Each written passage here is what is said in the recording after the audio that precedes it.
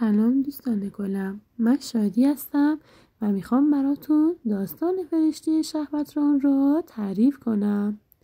گفته شده چون در زمانهای قدیم مردم به شراب نوشیدن علاقه زیادی داشتند و همیشه مست و در حال زنا و گناه کردن بودند.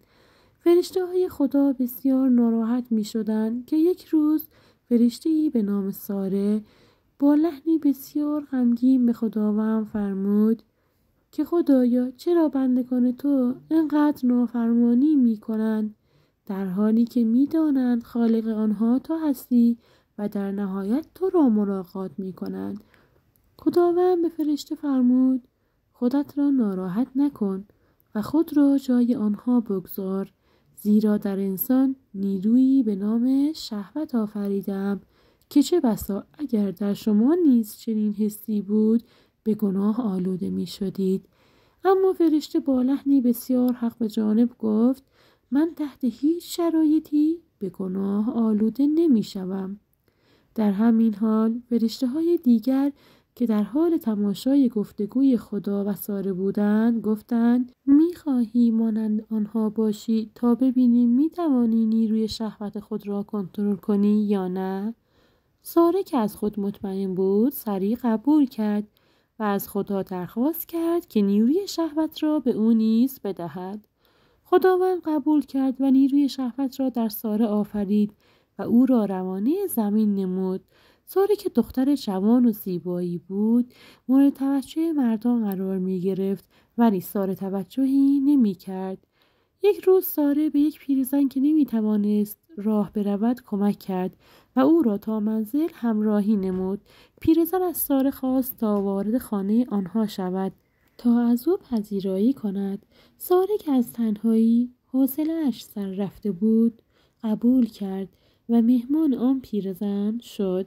این چنین شد که رفت آمد ساره به منزل پیرزن بیشتر شد، در حالی که پسر و عروسش نیز با او زندگی می کردند. یک روز ساره با عجله وارد خانه پیرزن شد تا موهای بافته شده اش را به او نشان دهد، ولی با صحنه‌ای روبرو شد. بله، او نزدیکی پسر را با همسرش دید و باعث شد نیروی شهوتش چند برابر شود. این چنین شد که نیروی شهوت از او در او بیدار شد و او را همیشه تحریک به نزدیکی با پسر پیرزن می کرد. یک روز وقتی وارد خانه پیرزن شد متوجه شد که او در خانه نیست و پسرش تنها است. نام پسرش هم هاروت بود. تصمیم گرفت برگردد ولی حس شهوتش اجازه نداد و آرام آرام داخل خانه شد. هاروت با شیطنت گفت ساره امروز باید مهمان من شوی تا کامی از تو بگیرم. ساره سرخ شد و قبول کرد که در آنجا بماند، ولی پسر که متوجه دودل بودن ساره شده بود او را به نوشیدن شراب دعوت کرد، ولی ساره ناراحت شد و قبول نکرد. هاروت اصرار ورزید تا ساره در 5مین بار قبول کرد. آنها به نوشیدن شراب مشغول شدند و آنقدر سرگرم شدند تا کامل مست و بی اختیار گشتند.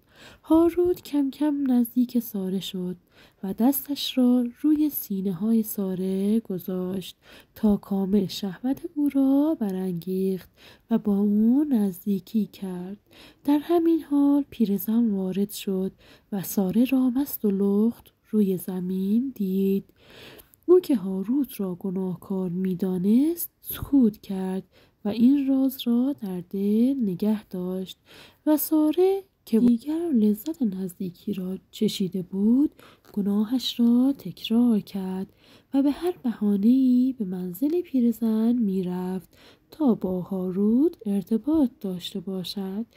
یک روز که دوباره ساره با هاروت در حال خوشگذرانی بود شروع به نزدیکی کردند و ناگهان همسر هاروت وارد خانه شد. با دیدن این صحنه متعجب شد و با سرعت از خانه خارج گشت و دیگر به آن خانه باز نگشت. حالا ساره هم زنا کرده بود، هم شراب نوشیده بود و هم زندگی آنها را از هم پاشیده بود. در همین حال خداوند فرشتگان دیگر را از اعمال ساره آگاه کرد و او را برای همیشه از محل زندگیش در آسمان راند.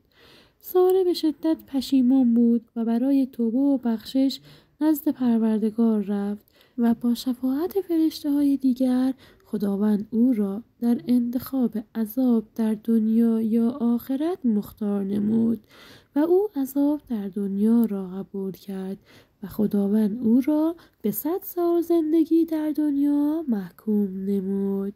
عزیزای دلم، داستان امروزمون به اتمام رسید. امیدوارم لذت برده باشین. ممنون میشم با سابسکرایب کردن کانال و لایک و کامنت از من حمایت کنین. خدا نگهدار.